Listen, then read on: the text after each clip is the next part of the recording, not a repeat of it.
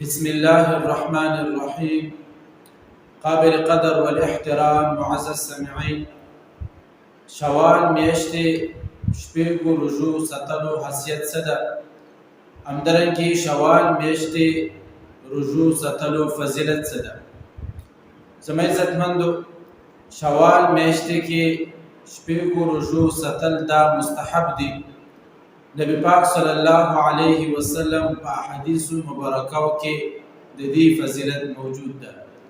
حضرت ابی ایوب رضی الله تعالی عنه نبی پاک صلی الله علیه وسلم نه نقل کوي چې چا رمضان میاشتې مکمل روژې ونیولې او بیا دې رمضان میاشتې پسې شوال کومه میاشت ده د دې شپږ روژې ونیولې، نو گویا دا همیشه یعنی صیام الدهر ته حدیث پاک کې ویلي شوي دي چې گویا دغه انسان پورا کال روژې هغه ونیولې.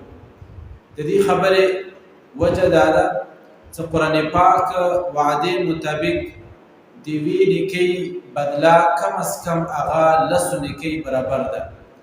نو رمضان میاشتې روژو ساتل دا داسې دي گویا انسان لس میاشتې روژې ونیولې او بیا ورپسې د شوال میاشتې شپږ روژې ونیسي، نو دغه شپږو روژو دا داسې ده گویا انسان دوې میاشتې روژې ونیولې، نو لس میاشتې او سره پلس دوې میاشتې دا 12 میاشتې شوي، نو کال هم پورا 12 میاشتې وي، نو گویا دغه انسان پورا کال روژې ونیولې.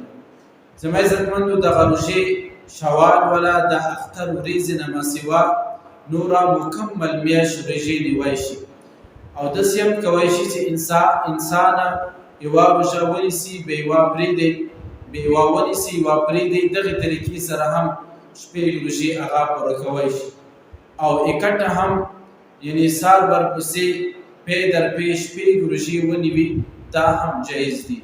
زما عزتمندو، مو تاسو سره یوه دا بهترینه موقع ده چې رمضان میاشت مو تاسو باندې الله تعالی خیر او عافیت سره تېره کړله او مو تاسو د شوال میاشتې هم دغه شپږ روژې ونیسو چې الله تعالی مو تاسو ته پوره کال د روژو ثواب راکړي. الله تعالی د مو ته په دې باندې عمل کولو توفیق نصیب کړي. واخر دعوانا ان الحمد لله رب العالمین.